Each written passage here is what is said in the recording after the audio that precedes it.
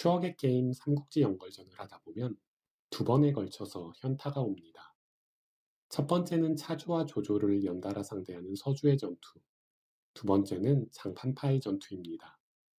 서주의 전투는 관우 장비가 빠진 상태에서 싸우게 되어 답이 없고, 장판파 전투는 조조군의 압도적인 병력 앞에 좌절하게 됩니다. 연희에 나오는 장판파 전투도 답이 없기는 마찬가지죠.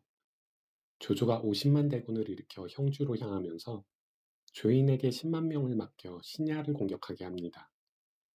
유비는 제갈량의 신묘한 계책 덕분에 조인의 군대를 격파하지만 나머지 40만 조조군을 막을 길이 없어 양양성으로 후퇴합니다. 하지만 유종은 이미 조조에게 항복한 후였습니다.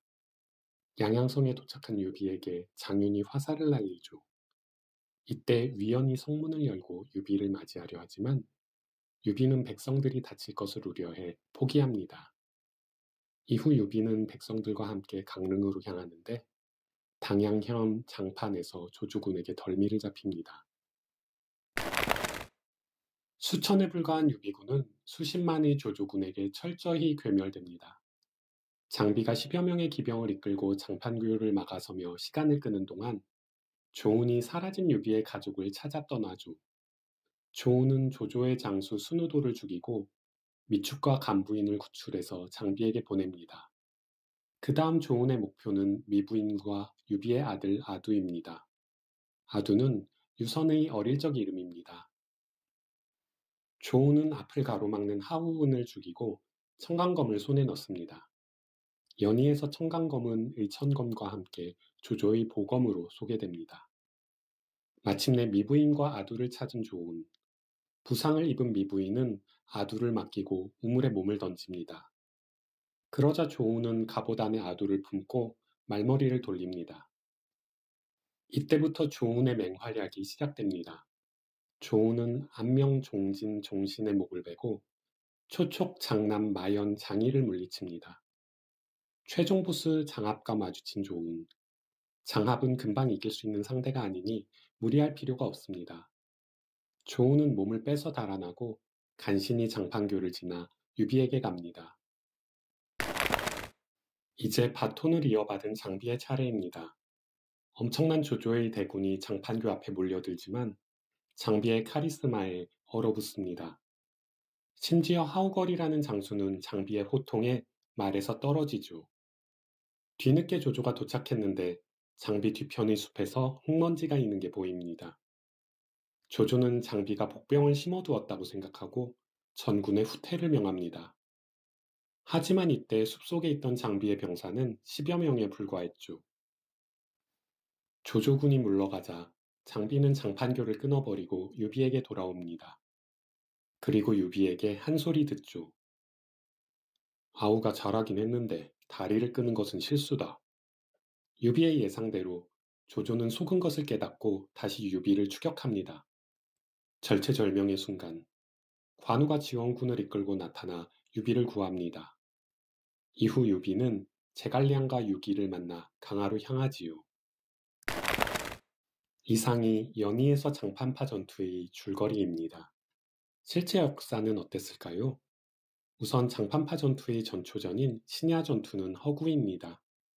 번성을 지키던 유비는 조조의 군대가 남양군 완현에 이르자 급히 군대를 이끌고 양양으로 후퇴합니다. 양영상로 앞에 도착한 유비는 소리 높여 유종을 부르지만 겁에 질린 유종은 밖으로 나오지 못합니다. 이때 제갈량이 양양성을 공격할 것을 주장했지만 유비는 유표와의 의리를 저버릴 수 없다고 거절합니다. 이때 양양에 있던 많은 장수와 백성들이 유비 일행에 합류합니다. 정황상 위연도 이때 유비군에 합류한 것으로 보이네요. 아쉽게도 위연이 양양성의 성문을 열며 문빈과 싸웠다는 기록은 없습니다. 그 다음 유비의 행보가 재밌는데요. 죽어라 도망쳐도 모자랄 판에 유비는 유표의 묘를 찾아가 한바탕 눈물을 흘립니다. 형님 자식들을 지켜드리지 못해 죄송합니다. 뭐 이런 말을 했겠죠. 이후 유비는 강릉으로 향하면서 관우에게 별도로 명을 내립니다. 형주 일대의 수군을 수습해서 강릉으로 오라고 말이죠. 당시 형주에는 조조를 두려워하는 사람, 유비를 따르는 사람이 많았습니다. 이렇게 관우가 떠나자 유비는 10만이 넘는 백성들을 거느리고 피난길에 오릅니다. 문제는 백성들 때문에 이동 속도가 심각하게 느렸다는 겁니다. 하루에 10여리, 약 4km 밖에 못 갔다고 하니 거북이 걸음이 따로 없습니다. 그러니 얼마 못 가서 조조에게 따라잡히고 만 겁니다. 당양 장판파에서 전투 아닌 전투가 벌어집니다. 장판파 전투 당시 양쪽 군대의 수를 살펴보겠습니다. 조조군의 수는 정확한 기록이 있습니다. 조조가 정예기병 5천을 거느리고 유비 추격에 나섰다. 게다가 정예기병의 주력은 조순이 이끄는 호표기였습니다. 호표기에 결원이 생기면 백인장, 병사 100명의 대장 중에 보충하기도 했다. 라는 기록이 있으니 이들이 얼마나 무시무시한 병사들이었는지 알 수 있습니다. 반면 유비군의 수는 정확한 기록이 없습니다. 신야에서 유비가 수천의 병력을 거느렸고 양양에서 백성들뿐 아니라 병사들도 합류한 것을 감안할 때 1만 명은 되지 않았을까 싶습니다. 이 중 기병의 수가 얼마였는지는 모르지만 장비, 조운, 유봉 같은 맹장들이 있었으니 조조군과 상대해 볼 만한 전력이었을 것 같습니다. 게다가 조조군은 유비를 추격하기 위해 하루 종일 300리, 약 120km를 달렸다고 합니다. 다들 지쳐 있었을 겁니다. 문제는 유비군이 분산되어 있었다는 겁니다. 특히 형주 출신 병사들은 피난길에 오른 자신의 가족들과 붙어 있었을 겁니다. 오죽하면 장비가 기병 20명을 이끌고 조조군을 막아섰겠습니까? 유비군은 병력은 많았지만 당장 싸울 수 있는 상황이 아니었던 겁니다. 이번에는 조운의 실제 활약이 어땠는지 살펴보겠습니다. 진수삼국지 촉서 조운전을 보면 유비가 처자식을 버리고 남쪽으로 달아나자 조운이 유선을 품에 안고 간부인을 보호해 안전하게 모셨다. 이 공으로 아문장군이 되었다. 라고 기록되어 있습니다. 조운이 조조군의 큰 깃발 2개를 부러뜨리고 긴창 3자루를 빼앗고 이름난 장수 50명을 죽였다는 연희의 표현은 허구였던 겁니다. 그리고 조운이 유선을 바치자 유비가 유선을 땅에 던지며 하찮은 자식놈 때문에 귀한 장수를 잃을 뻔했구나 라고 한 것도 연희의 허구입니다.